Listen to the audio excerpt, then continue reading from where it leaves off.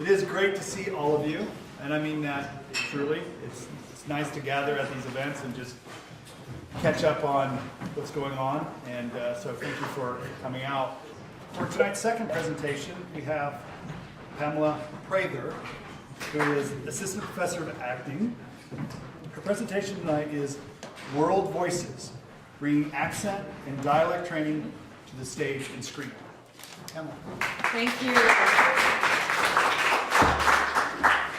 Thank you, Barry. Thank you, Susan. I really appreciate the opportunity to speak. I think when you get an actor, give them 15 minutes, trying to decide what to talk about is always the challenge. There's so many exciting things. So I was thinking, oh, do I want to get everybody up and try to teach you a dialect or an accent? And I thought, nah, you probably just want to have some wine and sit back and learn a little bit about what we do. So that's what I decided to spend some time talking about today. I love what I do. It's really, really fun and exciting, and it's so wonderful to work with actors and help them to find their voices and their characters through accents and dialects.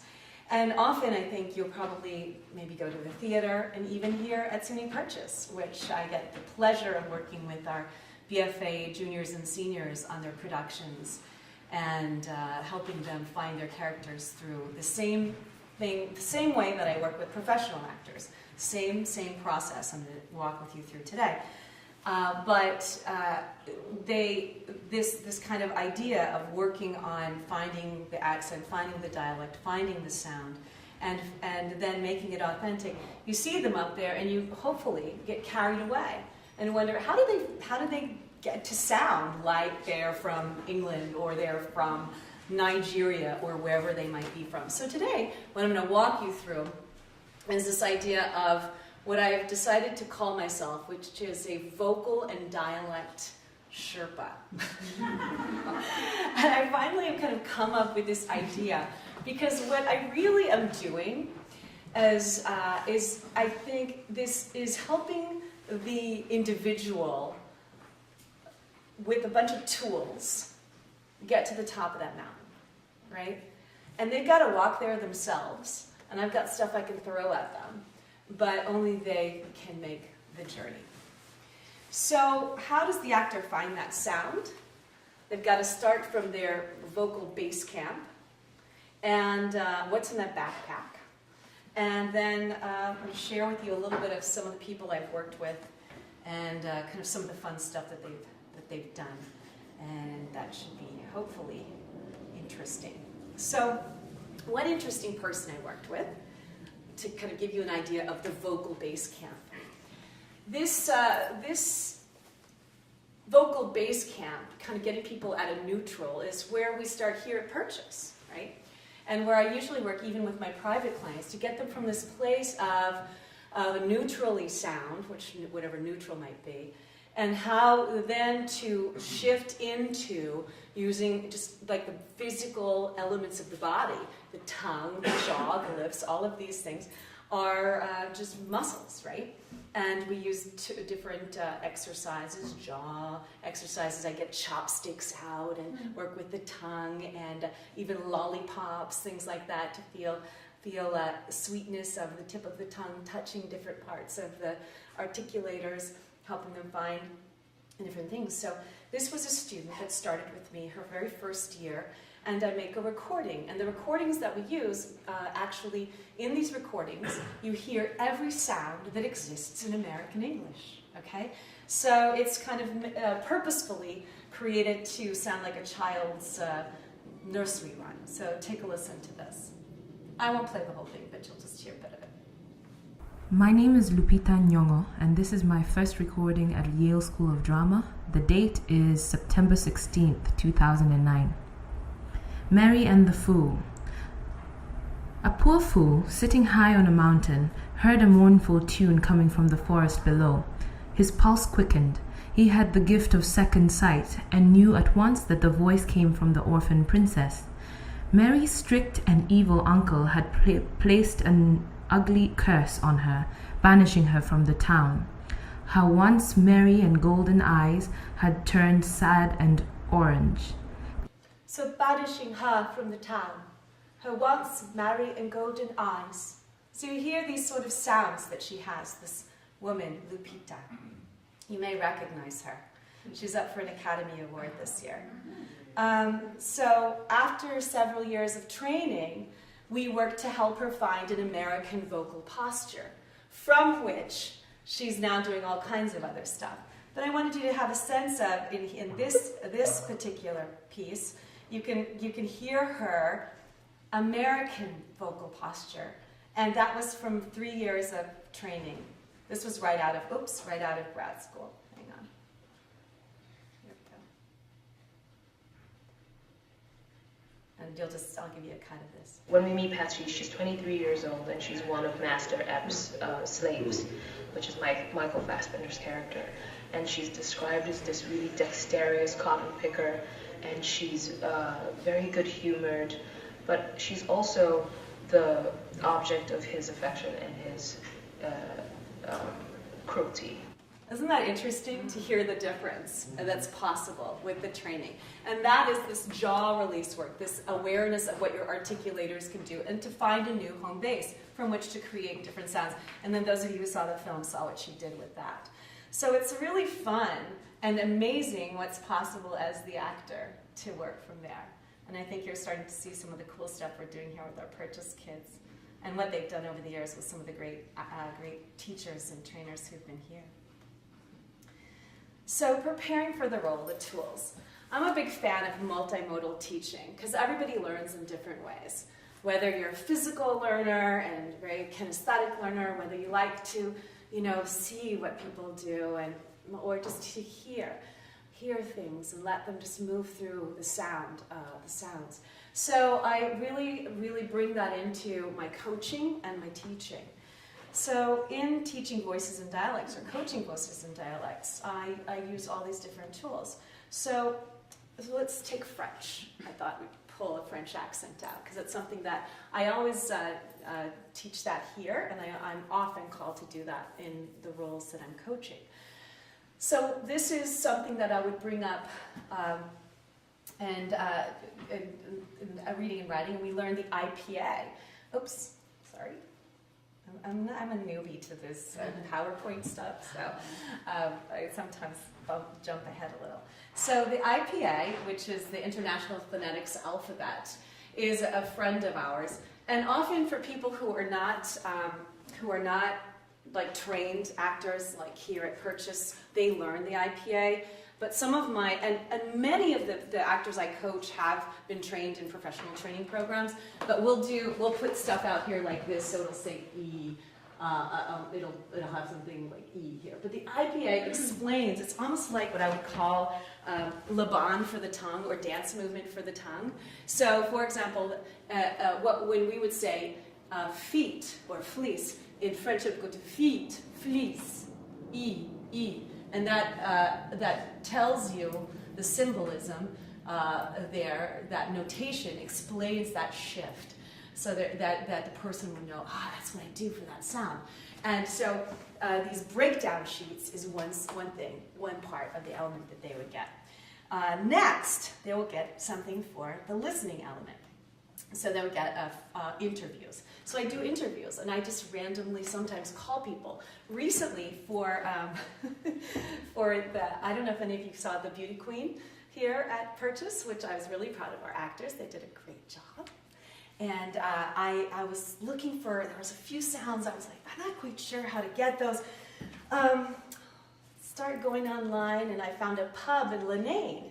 And I thought maybe I would just, see if anyone was there. And I started dialing up. It was a Friday afternoon, so I figured it would be too late Friday night. I called up, got a guy on the phone, and it was actually an older woman. And then she's like, well, let me get actually, love, I'll get my son-in-law. He would be able to help you. Spend about 25, 30 minutes on the phone with him, answered all these questions, and found out that praties were deep potatoes rather than underwear, which somebody thought that would have changed the play completely. So,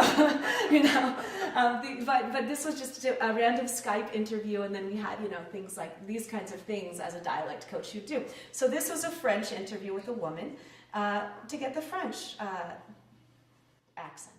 Joie de vivre. I don't know. I'm not sure I have it.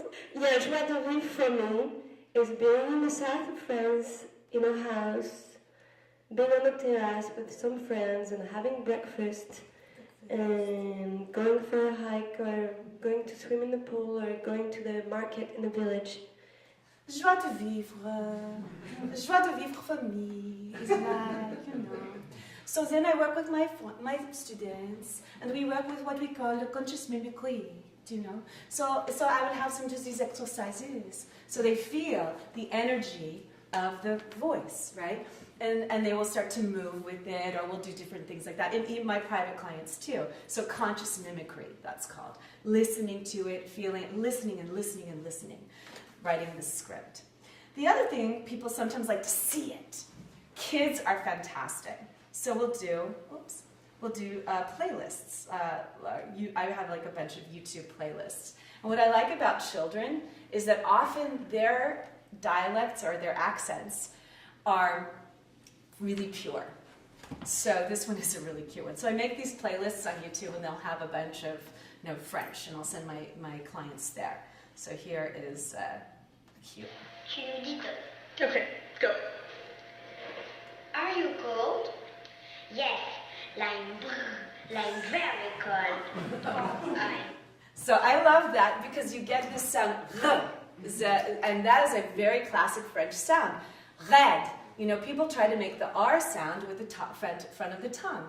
So everyone, and you had a little bit of red rhyme, right? So the back of the tongue, if you make the K, like ka, right? Anyone who wants to, feel free to join along with me. Ka, right? Ka. Come on. Ka, right? And if you make a little air back there, red, don't think R, but just think red. Then you all of a sudden, maybe you start to feel a little French. You will get a little wine after this, and you can do maybe some French accent, right? So, but the little kids, where she goes, blah, right? That ra is that part beginning of that red R sound. So these are some of the tools for learning an accent or dialect. So then who do I work with? Well, I don't change how I do what I do, no matter who I work with, really. And I tell my kids here that I want to train them to work with professional dialect coaches, because that's what I do. And so one of my recent shows I'm really proud of was Elephant Man at the Alley. And this is a guy, Jay, who is a wonderful actor. And what's cool is that with technology, I work with him. I've coached 12 shows at the Alley now, and doing 2 more this spring. But we did part of our coaching about 2 or 3 months before the show started on Skype. And we did a lot of inventing. And on Skype, it's amazing. For those of you who won't be having class tomorrow, but what you can do on Skype is really cool. And we did a lot of work that way. And so that way we were able to invent and create this dialect of this guy who was, distorted and had these different kind of ailments to him, as well as dialect. We had to layer on top of that in an authentic way. And then he went on. I was so proud of him to win the Best Actor Award in Houston last year, Houston Theater. So that was really cool. And he found this sound and this kind of these barking qualities and an ingressive sound vocally too as well. So actually there are sounds in the IPA that call for the voice, the airflow to come through the vocal folds, as well as to come out the vocal folds. Some of you linguists may know that. So it's kind of cool. Another show I coached there was Venus in Fur, and there was French, Romanian, detailed American, German, Californian. Take a listen to that. That was kind of fun. I'm Vonda Jordan. Am I too late? Two people, that Based was fun. on an old German novel, Venus in Fur, singular, by Leopold von Sacher-Masoch. I bet you read German. I bet you read this in German. I did, actually. Anyway, it was a huge scandal in 1870. Well, sure. I mean, basically it's S&M porn. Kiss my foot. He kneels and kisses her foot. God, I just love this part. It's just like, bam, kiss my foot. Call Stacy and tell her you won't be coming home tonight. I can't do that. Oh, no? You can't?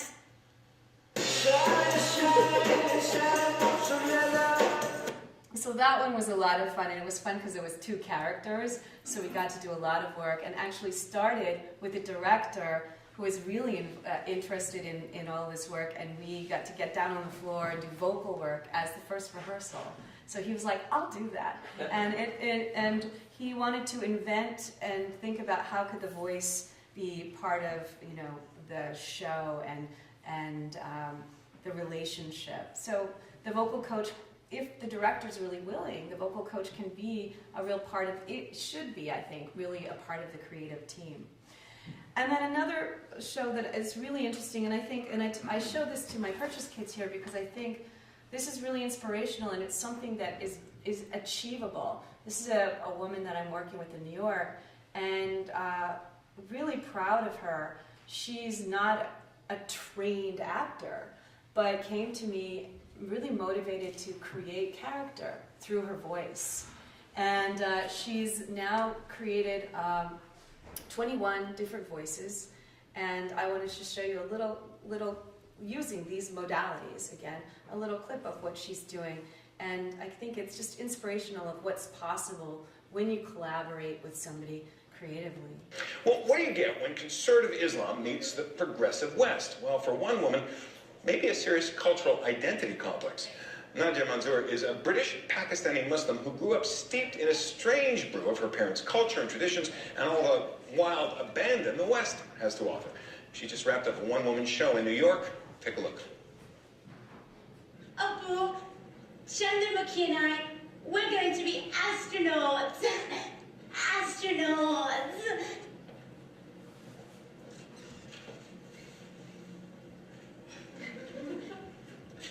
Are beta. Yes. How can you be an astronaut? Huh? Women can't be astronauts. Beta, who will cook? Huh? Who will clean? Huh? Who will feed your husband if you're floating about in space? And Nadia Manzoor joins us now from CN New York. Thanks so much for being with us. Let me ask you about the show. So I think what's so powerful about what she created in this piece, with all these characters and what I was able to help her work on, is that each of these sounds, each of the characters, had to come from, dialectically, accent-wise, a specific place in her body and in her, and energetically through her, and be clear in telling the story. And we worked through that, months of work together, and she just did a wonderful job, and she's going to tour the show it's going to come back to New York, and then it's going to the UK, India, and I think somewhere in the Middle East too as well.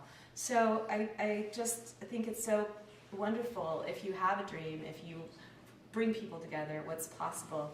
if you can find your Sherpa. So I don't remember if I told you that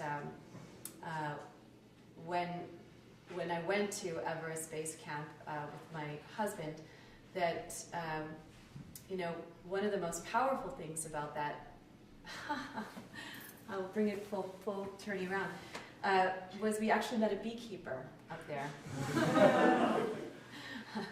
I hadn't thought about that. But we met a beekeeper who didn't have a Sherpa. And he didn't have a Sherpa. And he lost his way. He lost his way and was kind of, he actually got, out on the ice floes, was left for dead. And we found him, we met him back in Kathmandu. And we saw him and we said, oh my gosh, what happened to you? Because we'd had like some, dumplings or something at some little mountain hut with him.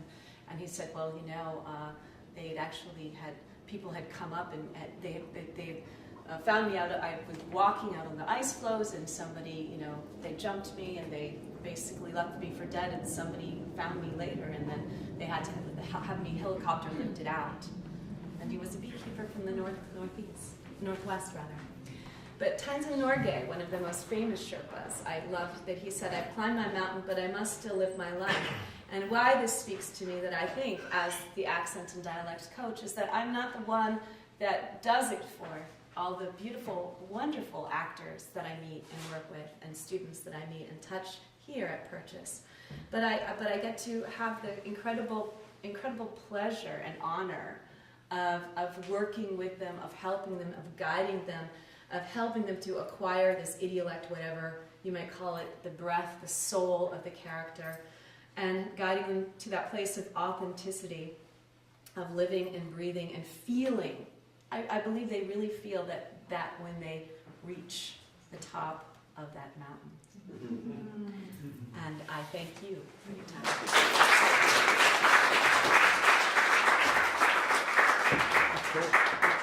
Well, we do have time for questions, so fire away for Mary or Pamela.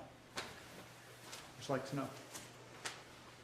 Nice full circle there. I hadn't remembered that, and then I did. It's a really nice thing. Thank you. Yeah, great. So I have a question for Pamela.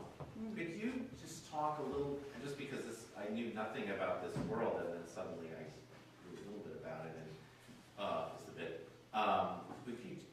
And it fascinates me. Could you talk about traditionally the different schools in vocal training, and if it's true accent training, and what the differences were between them, and how things look now, both in training and in teaching? Is it a different world now than it was like 30, 40 years ago? I would say, the simple answer to that is that it's gone from a more prescriptive to a more descriptive way of teaching. Say that there used to be a kind of good speech, this is the way, to a more kind of, let's investigate, let's see what might be possible here. So that would be my short answer of kind of speech training. In terms of dialect training, I think there's just many roads to the top, as it were, and different people teach in different ways or coach in different ways. So some people are repeat after me, mimic me, and some actors like that style. This is the way, follow my mouth, do it. It's like the one. It's again, I like the mountain metaphor. It's like those people that are going to pay $150,000 to drag me to the top. Do you know? And I will get, or more, it's millions, right? I don't know, I probably don't pay enough attention to it. But it's like, I will summit. And it's just like, follow me. And they have that coach with them by the side all the time. And then there's the people that are more of the self-study. You give me the tools, and I will walk the path, right? And I think I'm more along that line. Do you know, I really teach people how to teach themselves and give them the tools so that ultimately you can bring me in and I'm going to help you. But if you have that's why I love the multimodal approach, where you're getting it from all these different angles. And I've seen time and time again in my coaching and my teaching and my working with professional actors and training actors in professional programs that it really, really works. And it gets people to the places they need to be. And that they also become almost like, able to coach themselves. And I say, you don't always get a vocal coach. You don't always get a dialect coach.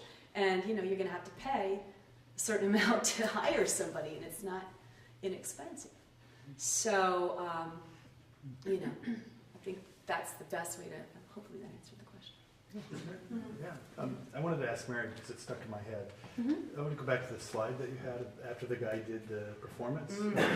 Yeah, the bee birding? The bee bearding? Bearding, yeah. So you said you'd look at it from the bee's perspective.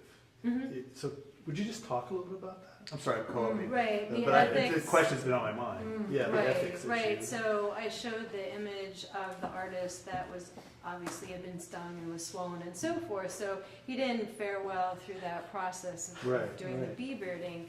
And throughout this project, time and time again, it came up like, well, what's going on ethically with the bees? What are the bees' preferences?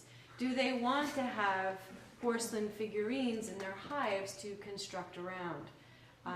Do they prefer to live within a white box, or would they rather be in a field? So my gut, my instinct would say, probably no, they don't want to have an obstruction in their hive. But I'm not a bee whisperer.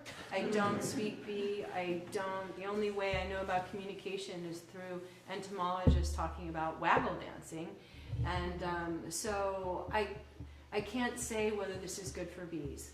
I will say, though, in doing research on this, Steve Baker, an art historian that's known for his work in looking at animals and art, sort of states in the beginning of one of his books that we must always assume that when artists work with animals, they work ethically, because otherwise we would not be able to take the work seriously. So that's what he says. Sure. Yeah, I just want to follow up your question. Actually, I find it fascinating because the idea of doing bee ethnography, actually thinking about shifting the gaze from the human perspective and injecting to the bees or animals or the objects. Mm-hmm. Then you start thinking about what the being is about, or thickness of the chair, and then. But this is a kind of a revolutionary thought, right? If you think about the sociology of anthropology, if you think about you're doing bee ethnography and you're thinking about bees' agency, and what kind of agency we are talking about. And I think it's very complicated. Conceptually, it makes great sense. But then practically, in the process of doing it, it proves to be much, much more difficult. Because when you're in the field, you're reliant upon humans to translate, beekeepers to translate what the bees are doing, So one of the things that Lisa Jean and I ended up doing in the project to sort of like try and make adjustments is look at the material objects that bees made, try and sort of not decipher their behaviors, but sort of look at these sort of concrete things and go from there. But this is an emergent field, and these are some of the things that I haven't figured out yet. So it's a good question, but I don't have a good answer. Ross, well, it's sort of along the same line. With the picture of the artist after he'd been stung, and he said a lot of performance art involves human suffering. Some does. Well, from the 1970s, I could name a few. The bees who stung the guy, they died. They died for their art. Or his art. Who's making art? That's the question. What a sacrifice. My question was along the same lines of how far they seek to bring bees into a human economy, let outside of the question of aesthetics. But if some of the artists see themselves as employing the bees? Oh, the perspective of the artist. That's one of the things that I haven't covered. I haven't interviewed any artists about how they personally approach the bees, how they're using the bees metaphorically or otherwise. So this was a side project that was specifically trying to get at the bee perspective, but that would be another project, and I might go in that direction. We'll go to Rachel and then back to Keith. Hi, Pam. I was curious, just because I face this challenge on shows, is what you do with an actor who has a real tinny ear. And like, you know, if they can't teach themselves. Yeah, I mean, that's, again, for me, that's where hitting all these different elements tends to be helpful, because usually if you can, one of these is going to work for somebody. So often my intuition is that somebody who's having a hard time hearing a sound, getting them up on their feet physically and seeing something. So I would go for a clip, and then I'd have them physicalize with it, literally moving it through their bodies, you know, and try to move with their tongue. Like, what is my tongue doing? What is my, you know, it's a real physicalization. Keith, back to you. And back to Mary. I think the ethical issues of human species interactions are interesting. For what it's worth, I'm not sure exactly what it is worth, but clearly without humans, the number of honeybees would be much lower, just like any domestic animal. So, you know, to some extent, humans are having a positive impact on bees in general, but on the other hand, we have more different kinds of wild bees. So, you know, I'm not sure how that fits in. Bees don't need us to survive as a species. Yeah, but there would be a lot. But we've created conditions in which we seem to be indispensable. Than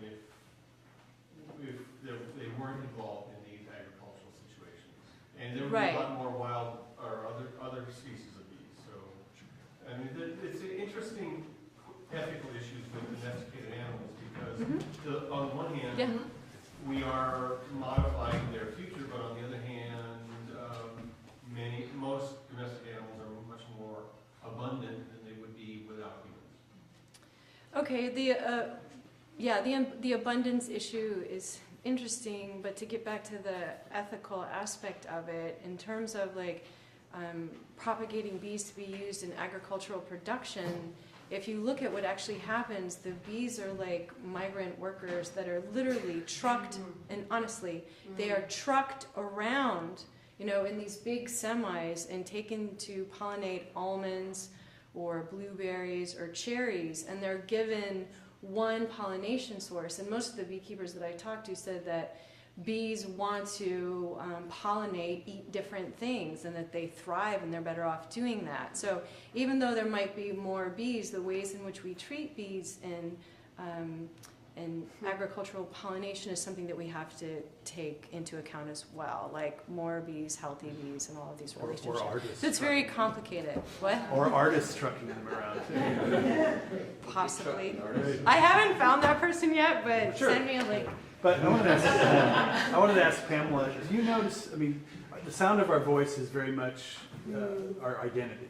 Absolutely. So do you notice a difference, say, working with women versus men? I mean, culturally, in terms of challenges you face with an actor?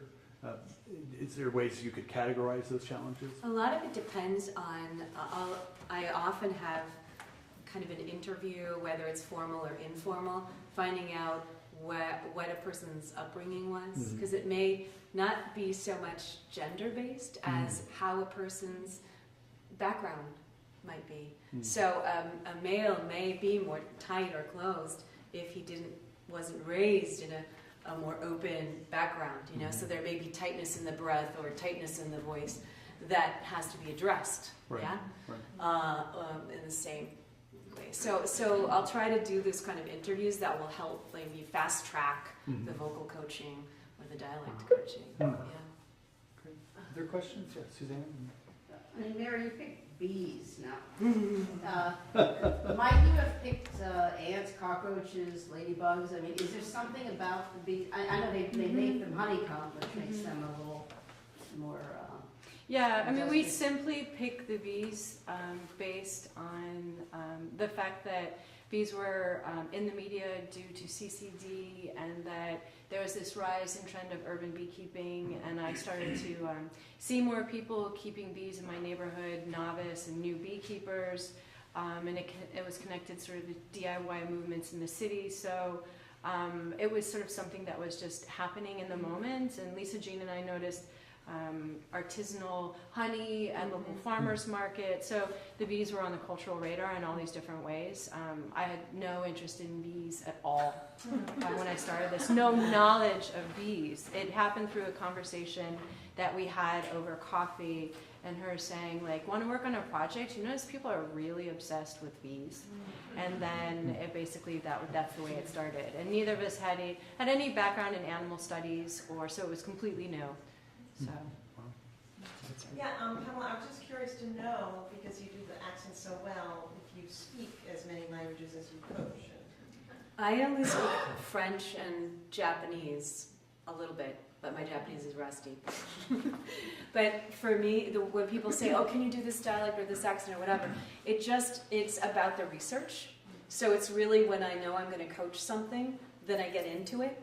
And I mean, there's always those back pocket sweet ones that, do a lot. But other than that, it's like getting into it, and then I do all the work that I teach, just like we all do, right? And then I can do it. Yeah. Last question? I have a question. Sure. I wanted to find out if there's anybody who sounds with the bees. Or did you find out about that? Because I was thinking about that performance artist. And I was just curious because I started thinking about I'm sorry, bees I don't know what and you mean. sound. Sounds with the bees. Sounding, like making sound as art, or that attempt to emulate bee sounds. Yeah, I know that there's musicians that have used the sounds of bees to make music. Right. So that's something that I know of. Because I was thinking of the artist like quietly, not doing anything. But I don't know of any artists that have tried to emulate the sound of bees. But people definitely, I've talked to beekeepers that say that the hum of the hive or the buzz of the hive, and it definitely changes in pitch, and it can get louder and softer, that it can be, it can sort of quiet you at times. Like someone talked about bringing a grandmother that brought her infant granddaughter to the hive and would set her there, and like she would seem to not cry and somehow just sort of be pacified by like the buzz of the bees. So people definitely are attuned to the sound of bees, and I've heard different sounds that bees make, but again, I have no way to decipher what they were. But they definitely move me in this embodied way, even though I didn't know what they mean. But you do know when bees are angry. They're really loud and fast. If you have to be on the roads tomorrow, please be careful. We're going to get a lot of snow, right, Joel? It's going to be pretty rough. Is Joel still here? Yeah. So be careful, please. Do what you can to stay in touch with your students. Thank you for coming tonight. And I especially want to thank Mary and Pamela for their wonderful work.